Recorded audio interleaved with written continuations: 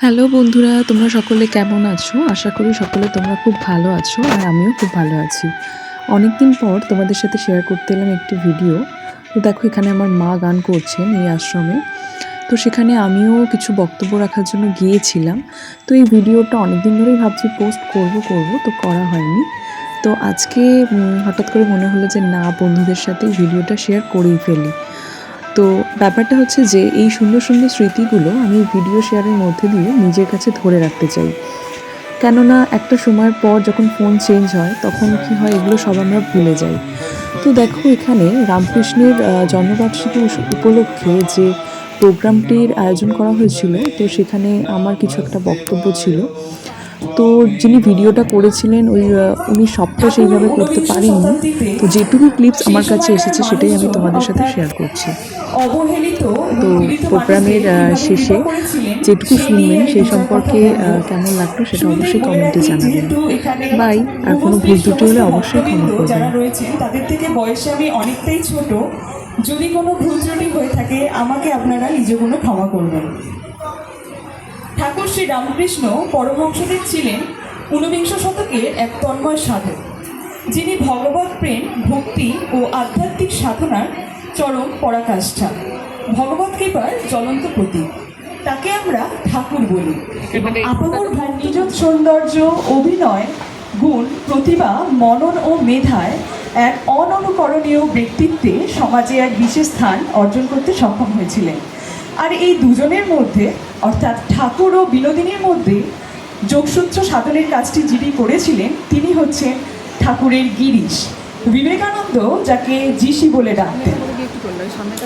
আসল কথা, ঈশ্বরের অবতার হয়ে যারা, তা হলো গরিব গর্ব ও পাপিতাপিকে প্রেম ভালোবাসা দিয়ে উদ্ধার করা, সমাজের উচ্চ স্তর থেকে শুরু করে আদিত্য চন্দ্রাল প্রেমভক্তি বিতরণ করা। তাই যাকে আমরা দক্ষিণেশ্বরে মাসমাইনি পূজারী বলে জানি, তার ভক্তি, ভালোবাসা ও করুণা আমাদেরকে খুবই হৃদয়ে ছুঁয়ে দেয় এবং তার ভালোবাসা, করুণা থেকে কেউ কোনোদিন বঞ্চিত হননি।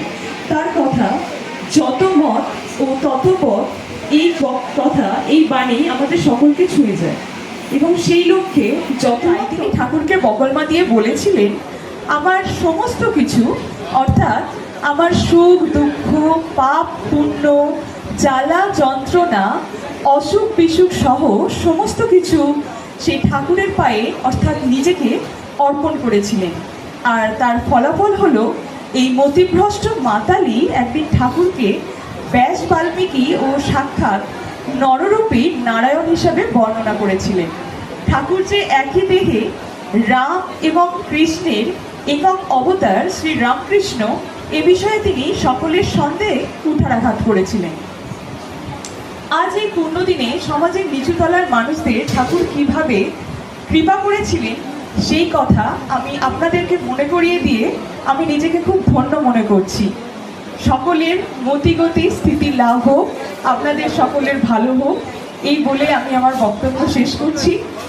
আর আপনারা আমার সাথে বলুন, জয় ঠাকুর, জয় মা, জয় স্বামীজি।